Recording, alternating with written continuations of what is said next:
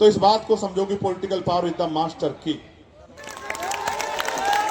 25 तारीख को जौनपुर में कार्यक्रम है, रैली। मार्च को रैली है, 12 और 29 मार्च को है लखीमपुर खीरी और 5 अप्रैल को है उत्तराखंड के साथ। भीम, जय भारत की तरफ मत देखो। विरोधी लोग कहेंगे कि ये बाज भी चंद्रशेखर ने पाल लिए हैं। आज हमने किसी को नहीं पता था हमारा प्रदर्शन यहाँ होता है तो पूरा कनॉट पैलेस, पूरा ये क्षेत्र जाम हो जाता है। इस बात को पूरा प्रशासन, पुलिस जानती है। आज हमने चुनिंदा लोगों को, ये भी हजारों संख्या में हो गए हैं, अलग अलग स्टेट से बताया कि उनको जाकर किस तरह लड़ाई लड़नी है।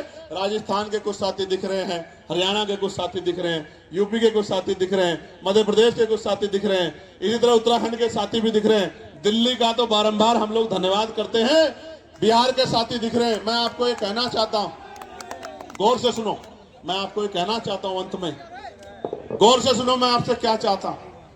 आप यहां से जब घर लौटो तो इस बात को समझो कि पॉलिटिकल पावर इतना मास्टर की। जब तक राजनीतिक सत्ता हमारे पास नहीं होगी तो हमारे हितों में फैसले नहीं होंगे, पॉलिसियां नहीं बनेगी।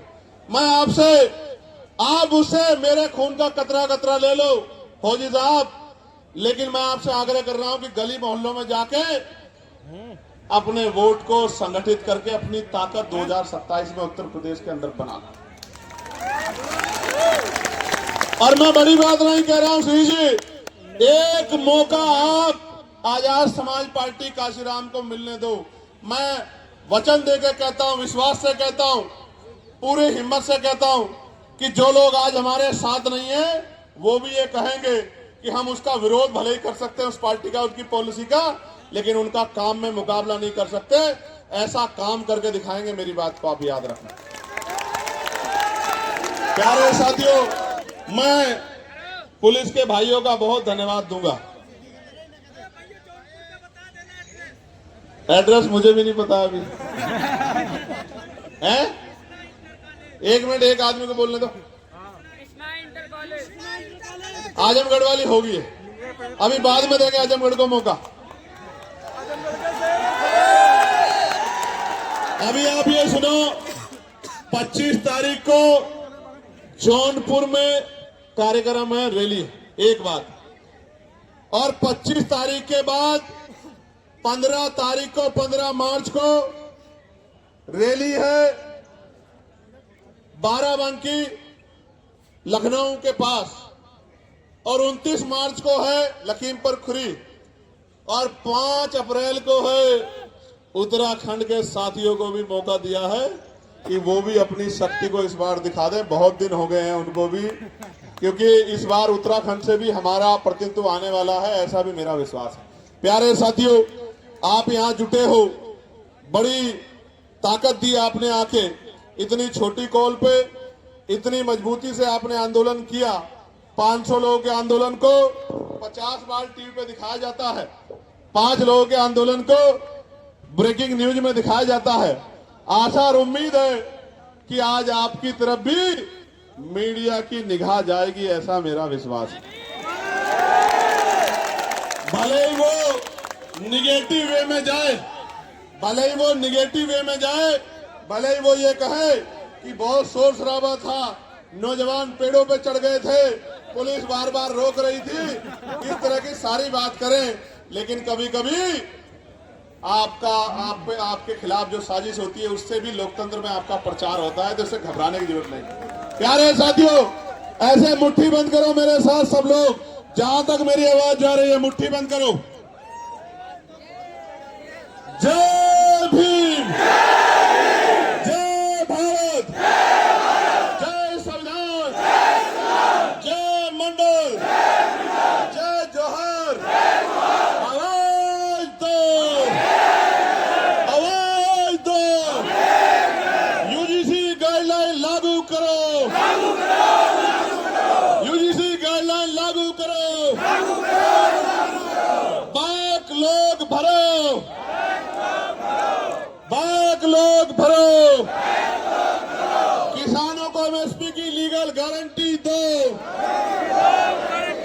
निजी क्षेत्रों में SC/ST OBC को आरक्षण दो।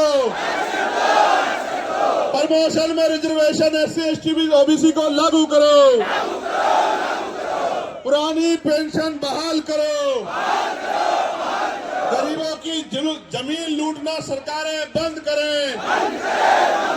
एक अंतिम बात, यूजीसी पे सरकार का पक्ष भी आपको जानना चाहिए।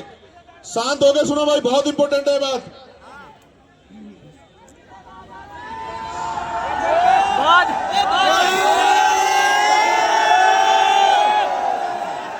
एक मिनट सुनो, अभी चर्चा करेंगे, खत्म कर रहे हैं। सुनो, इंपॉर्टेंट बात सुनो भाई, सुनो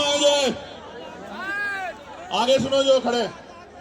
देखो, जब ये यूजीसी गाइडलाइन के खिलाफ कोर्ट में गए लोग, तो सरकार की जिम्मेदारी थी कि वो पैरवी करती।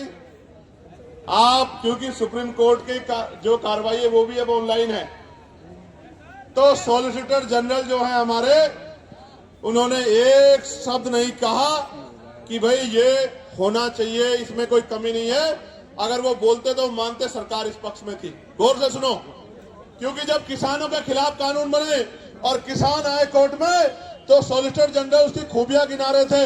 370 पे खूबियां गिना रहे थे, 3 तलाक पे खूबियां गिना रहे थे और तमाम कानूनों पे खूबियां गिना रहे थे।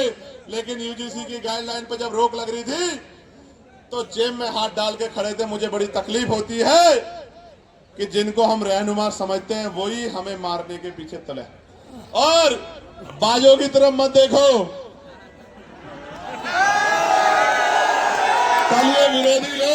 कल ये विरोधी लोग कहेंगे कि ये बाज भी चंद्रशेखर ने पाल लिए हैं। ये बाज भी चंद्रशेखर जी की मदद करने के लिए पहुंच जाते। भाई, मैंने किसी को नहीं कुछ भी कहा है। मैं तो प्यार बांटने के लिए निकला हूं, लोगों को जोड़ने निकला हूं। अगर इंसानों के साथ पक्षी भी जुड़ रहे हैं तो मैं क्या कर सकता हूं मेरे भाई। प्यारे साथियों, मैं पुनः दिल्ली की पूरी टीम का बहुत बहुत धन्यवाद करता हूं।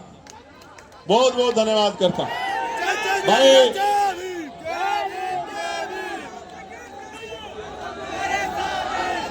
एक मिनट शांत हो जाओ। सुनो भाई, सुनो। जो लोग मेहनत करते हैं उनका सम्मान होना चाहिए। मैं धन्यवाद दूंगा भाई बालक राम बोस जी का, महेश पहवाल जी का, भाई हिमांशु जी का, और सीपी सिंह जी का, और आर्य जी का, अनिल सागर जी का, हमारे एडवोकेट सुमन साहब का, और जो बाकी लोग हैं वो और मैं एक हैं। मैं अपनी तरफ से हर एक भाई का जिसका मैंने नाम नहीं लिया उसका भी बहुत बहुत धन्यवाद करता हूं। भैंसवाल वालों का एक एप्लीकेशन है।